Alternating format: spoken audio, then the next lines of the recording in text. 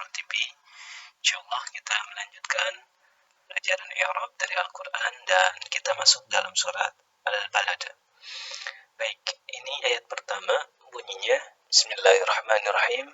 La uqsimu bihadzal balad. Kita mulai i'rabkan. Yang pertama adalah huruf lam pada kalimat la uqsimu bihadzal balad. La di sini merupakan harfun nafi mabniun ala sukun. Jadi ini huruf yang menunjukkan makna tidak. Tetapi di sini la uqsimu bihadzal balad secara definisi kalau kita mau artikan la uqsimu bihadzal balad artinya adalah aku bersumpah dengan negeri ini. Jadi la di sini secara fungsi dia sebagai harfun nafi, tapi kalau kita terjemahkan pada ayat pertama ini la uqsimu bihadzal balad artinya adalah aku bersumpah dengan negeri ini. Negeri ini maksudnya Mekah. Baik, kita lanjutkan dulu i'rabnya. Uqsimu fi'il mudhari' marfu'un wa 'alamatu raf'ihi ad-dhammatu adh-dhahiratu ala akhirih wal fa'il dhamir mustatir taqdiruhu ana. Nah, uqsimu di sini merupakan fi'il madi yang keadaannya marfu. Tanda marfunya yaitu dengan dhammah. Jadi alasan kenapa kata uqsimu di sini berikan harokat dhammah karena keadaannya marfu. Sebetulnya untuk fi'il mudhari' dia dikatakan marfu itu sebetulnya dikarenakan tidak diawali oleh harfu jazm dan harfu nasab. Jadi ada i'rabnya yang berbeda. Ada yang berbeda, tetapi ini kita gunakan yang sederhana saja. Jadi alasan paling sederhana kenapa kata uqsimu diberikan harokat dhammah karena tidak diawali oleh harfu jazm dan harfu nasab. Nah, kemudian fa'ilnya atau pelakunya adalah dhamir mustatir taqdiruhu ana. Cirinya, kenapa kita tahu ini dhamirnya adalah dhamir ana? Dikarenakan kata uqsimu diawali oleh huruf hamzah. Di mana untuk fi'il mudhari ketika diawali oleh huruf hamzah, maka fa'ilnya atau subjeknya itu adalah dhamir ana yang berarti saya. Baik, kita lanjutkan bihadzal baladi. Bihadza alba itu harfu jarin mabniun ala kasri. Kemudian hadza itu isim isyarah mabniun ala sukun fi mahali jarin bi harfi jarin atau fi mahali jarin majrurun. Baik, kita lihat di sini kata hadza. Untuk kata hadza setiap isim isyarah, isim mausul, isim dhamir, cara i'rabnya adalah kita menyebutkan kedudukannya sebagai isim apa. Nah, untuk hadza di sini isim isyarah. Jadi kedudukannya kalau kita mau i'rabkan apa kedudukan dari kata hadza, yaitu sebagai isim isyarah. Isim isyarah itu keadaannya selalu mabni. Begitupun isim mausul dan isim dhamir. Kemudian tandanya apa? Di sini dengan ala sukun. Tetapi setiap isim isyarah atau isim mausul ataupun isim dhamir itu biasanya fi mahali, dia menempati tempat. Nah, di sini menempati tempat sebagai fi mahali jarin, menempati tempat sebagai biharfi jarin atau fi mahali jarin isim majrurun. Kemudian selanjutnya al-baladi. Al-baladi di sini merupakan badalun. Nah, kenapa di sini al-baladi merupakan badalun bukan mudhafun ilaih? Nah, alasannya adalah kata al-baladi di sini dia dimasuki alif lam atau diawali oleh alif lam. Al-baladi. Nah, jadi ketika ada isim isyarah, kemudian dia setelah isim isyarah itu ada isim yang dimasuki alif lam, maka kemungkinan besar dia adalah badal atau pengganti dari kata isim isyarah tersebut. Nah, di sini al-baladi ini menggantikan kata hadza, pengganti dari kata hadza. Jadi kalau kita i'rabkan badalun majrurun wa alamatu jarhi al-kasratu. Jadi alasannya kenapa al-baladi diberikan kasrah karena tadi pengganti dari kata hadza, di mana hadza di sini fi mahalinya adalah fi mahali jarin sebagai isim majrurun. Jadi kalau kita mau terjemahkan la uqsimu, aku bersumpah bihadza dengan ini al-baladi yaitu negeri. Maksudnya di sini adalah hadzal baladi adalah dengan negeri Mekah. Baik, wa anta hillum bihadzal balad. Wawunya di sini wawu halun, wawu yang menunjukkan keadaan. Jadi kalau kita ingat-ingat bahwa wawu itu tidak hanya wawu istinaf atau wawu atfin, tetapi ada wawu yang menunjukkan wawu halun, wawu keadaan. Wa anta dan engkau. Di sini maksudnya keadaan engkau. Engkau di sini kembali kepada kata Muhammad. Hillun. Hillun Kemudian bihadzal balad. Hilun di sini bertempat tinggal di negeri ini. Maksudnya di negeri Mekah.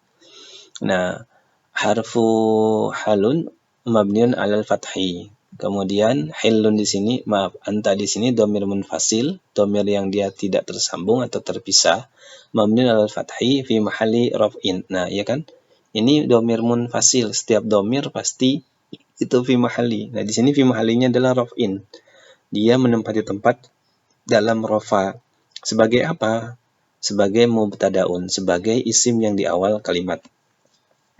Jadi anta di sini marfu'un ya, karena dia fi mahalli raf'in. Kemudian hilun, sehingga kata hilun di sini dia menjadi khobar dari kata anta. Jadi alasan kenapa sih kata hilun di sini diberikan harokat dhammahtain? Karena dia khobar mubtada, khobar dari pada kata anta. Karena setiap khobar itu selalu marfu. Nah, tanda marfunya di sini adalah rofa dengan dhammah. Jadi kalau kita irubkan hilun khobar marfu'un wa alamat raf'ihi tanwinun ad-dhamm. Kemudian al-dhahir ala akhirih. Kalau mau ditambahkan seperti itu boleh. Ditambahkan apa sih alasannya? Alasan kata hilun ini dia rofaknya dengan dhammah. Alasannya li'annahu ismul mufrad, karena dia termasuk isim mufrad. Jadi isim mufrad itu marfu'nya atau rofaknya adalah dengan dhammah. Kemudian bihadzal baladi, bi-nya harfu jar mabni alal kasri la mahalla lahu minal i'rab, itu juga boleh sampai situ. Kemudian hadza kan isim isyarah, jadi kita i'rabnya isim isyarah, ismun isyarah mabniun ala sukuni fi mahalli jarrin bi harfi jarrin.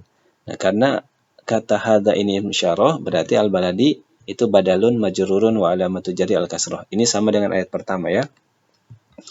Baik, ayat berikutnya ayat yang ketiga, wa walidi wa ma walad. Waw di sini adalah waw atfin mabni alal fathi, kemudian waladin. Nah, waladin di sini karena tadi wawnya waw atfin, maka waladin di sini merupakan ma'tuf, isim ma'tuf. Ma'tufnya kemana? Ma'tufnya adalah ke al-baladi. Nah, kata al-baladi tadi kan kasroh, maka kata waladin itu pun harus kasroh. Nah, bedanya kalau kata al-baladi ini pakai didahului alif lam, tetapi kalau kata waladin ini tidak didahului oleh alif lam. Tetapi secara i'rab, karena dia ma'tuf atas al-baladi, maka kata walidin itu harus majrur. Nah, di sini majrurun dengan kasroh, wa alamatu jarrihi al-kasratu al-zahiratu ala akhirih, li'annahu ismul mufrad. Jadi alasannya diberikan kasroh itu karena dia ma'tuf, tanda ma'tufnya dengan kasroh. Kemudian kenapa sih diberikan tanda majrurnya? Tanda majrurnya dengan kasroh karena isim mufrad. Kemudian wama harfu atfin mabni alal fathi, maknya ini isim mausul ya. Maknya isim mausul mabniun ala sukuni fi mahalli jarrin ma'tufun alal waladin. Jadi mak di sini karena dia isim mausul, jadi i'rabnya kita awali dengan isim mausul, kedudukannya sebagai isim mausul dulu, tetapi dia fi mahalli. Kenapa? Karena dia isim ma'tuf ala waladin, jadi dia menempati tempat sebagai jar juga. Kemudian walada, wama walada fi'il madi mabni ala fathi wal fa'il min mustatir taqdiruhu huwa. Ini bisa ditambahkan nih sebelum wal fa'il. Fi'il madi mabni ala fathi li'annahu lam yattasil bihi syai'un. Nah, itu bisa seperti itu. Tetapi untuk memudahkan, cukup sampai sini juga boleh. Laqad khalaqnal insana fi kabad. Lamnya di sini lam waqi'atun fi jawabil qasim. Fi jawabil qasam. Kemudian harfun mabniun alal fathi. Jadi lam di sini adalah lam yang menunjukkan jawab qasam. Jawab qasam. Qasamnya mana? Yaitu tadi ayat pertama, la uqsimu bihadzal balad. Aku bersumpah dengan negeri ini. Nah, dijawab di sini dengan harfu qasam, huruf lam, waqi'atun fi jawabil qasam. Nah, jadi di sini ada kata waqi'atun. Ini artinya bukan waqi'ah ya, bukan al-waqi'ah, hari kiamat, bukan. Tapi ini jangan diterjemahkan seperti itu. Kalau kita terjemahkan seperti itu nanti artinya malah jadi tidak tepat. Jadi di sini lam adalah waqi'atun fi jawabil qasam. Jadi secara sederhananya ini lam ini muncul untuk menjawab sumpah. Dia merupakan huruf mabniun alal fathi. Kemudian kodenya kod harfu tahqiqin mabniun alal sukun. Kode yang menunjukkan makna sungguh. Kemudian khalaqna. Ini fi'il madhi mabni ala sukun wa na dhamir muttasil mabni ala sukun fi mahalli raf'in fa'ilun. Jadi khalaq itu fi'il madhi, na-nya adalah subjeknya. Nah, saya i'rabnya menggunakan seperti ini, tapi ada juga yang mengi'rab dengan cara seperti ini. Khalaqna, jadi dia langsung khalaqna sekaligus. Itu fi'ilul madhi, kemudian mabniun ala sukun, kemudian li'annahu litisolihi bina'il fa'il. Jadi na ini merupakan na fa'il. Jadi langsung dia li'annahu setelah kata fi'il madhi mabni ala sukun li'annahu litisolihi na'il fa'il. Nah, itu sebetulnya untuk memudahkan hafalan dalam membuat i'rab, membuat fi'il madhi. Jadi khalaqna merupakan fi'il madhi mabni ala sukun li'annahu ittasala bina'il fa'il atau li'annahu litisoli bina'il fa'il.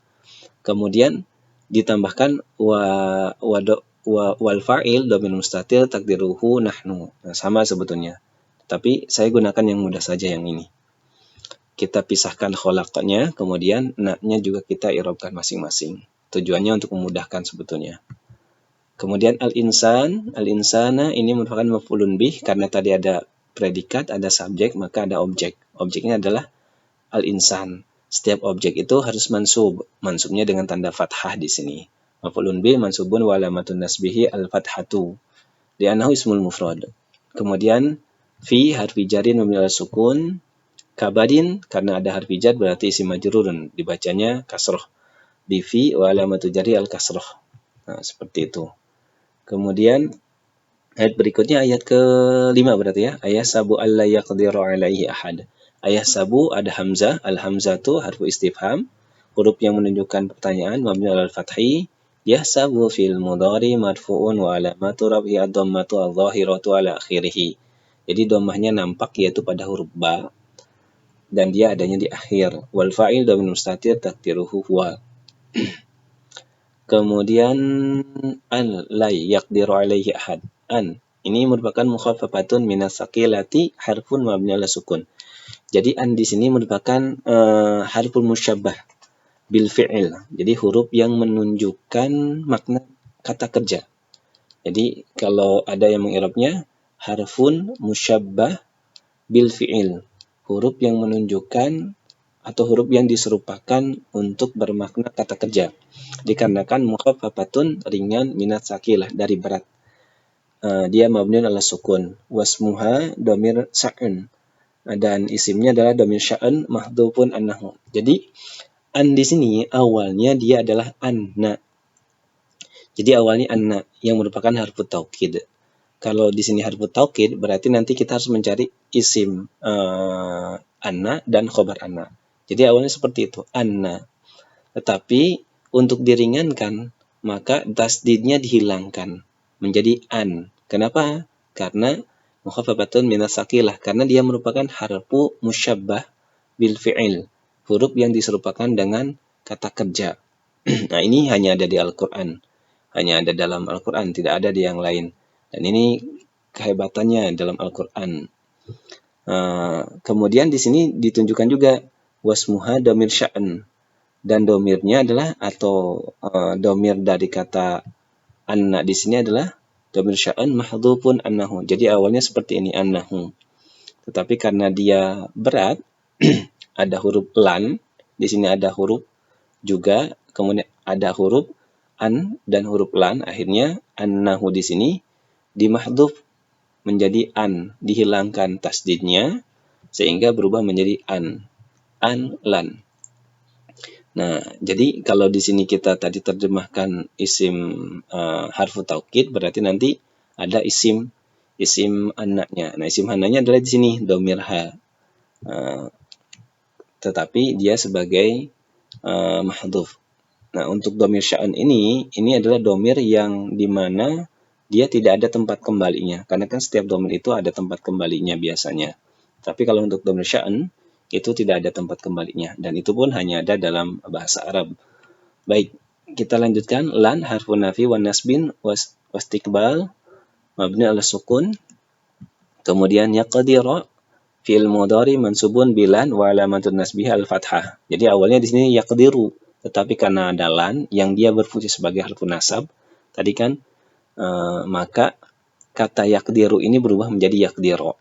Jadi alasannya diberikan harokat fathah karena diawali oleh harfun nasab. Kalau ada harfu jazm maka nanti diakhiri dengan harokat sukun yaqdir. Nah, kalau tidak ada huruf jazm dan nasab maka menjadi marfu, bisa dengan dhammah. Kemudian alaihi, alanya harfu jar mabni ala sukun. Kemudian alha dhamir muttasil mabni ala kasri fi mahalli jarin bi harfi jar. Kemudian ahadun fi fa'il marfu'un wa alamatu raf'ihi tanwin ad-dhamm. Nah, di sini ahadun itu fa'il dari kata yaqdir. Tadi kan kata yaqdiru belum ada fa'ilnya ya, belum ada subjeknya. Wal jumlatul fi'liyah fi mahalli raf'in khabar anna al-mukhaffafah. Nah, ini minnya salah nih. Jadi kata ahadun ini menjadi khobar dari kata an. Nah, tadi kan an ini merupakan mukhaffafatun minas saqilah, harfu musyabbahun bil fi'il. Nah, di sini ketemu nih khobarnya. Baik, kita lanjutkan.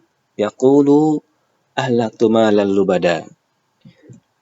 Kita i'rabkan di sini. Yaqulu ini fi'il mudhari marfu'un wa alamatu raf'i ad-dhammatu adh-dhahiratu ala akhirih wal fa'il dhamir mustatir taqdiruhu huwa. Ahlaktu. Ahlaktu ini bisa kita i'rabkan ahlak dan tu. Kalau kita i'rabkan seperti itu berarti ahlak itu fi'il madhi mabni ala sukun, tu-nya itu menjadi atau ta-nya menjadi dhamir muttasil mabni ala dhamm fi mahalli raf'in fa'ilun. Kalau kita mau i'rabkan langsung ahlaktu, langsung seperti itu bisa ahlaktu fi'il madhi mabni ala sukun li'annahu litisolihi bi ta'il fa'il. Nah, ini namanya ta'il fa'il. Tadi kalau ada na fa'il, ada ta'il fa'il. Nah, ini ta fa'il. Ahlaktu ta fa'il. Kemudian karena tadi i'rabnya kita langsung, sekaligus kata ahlaktu bisa ditambahkan wal fa'il dhamir mustatir takdiruhu ana. Nah, seperti itu. Tapi lebih praktis seperti ini. Jadi kita i'rabkan ahlak, kemudian i'rabkan juga dengan dhamir ta-nya. Ta-nya apa? Malan, dia menjadi maf'ulun bih, makanya diberikan fathah. Mansubun wa alamatun nasbihi tanwinun al-fathi. Lubada. Lubada di sini sifatun mansubatun. Jadi lubada di sini sifat dari kata malan. Wa alamatun nasbihi tanwinun al-fathah. Jadi alasan kenapa kata lubadan diberikan harokat fathah tain karena dia mengikuti kata malan. Malan di sini fathah tain atau tanwinun al-fathi. Maka lubadan juga mengikuti. Kenapa? Karena dia sifat dari kata malan. Malan di sini berarti man'utnya. Jadi bisa ditambahkan nih maf'ulun bi mansubun wa alamatun nasbihi tanwin al-fathi wa huwa man'ut. Ayasabu alla yaqdiru alai ayasabu allam yarahu ahad. Ayasabu ini hamzah harfu istifham mabni ala al-fathi sama yasabu fil mudhari marfu'un wa alamatu raf'ihi ad-dhammah wal fa'il dhamir mustatir taqdiruhu huwa, sama juga.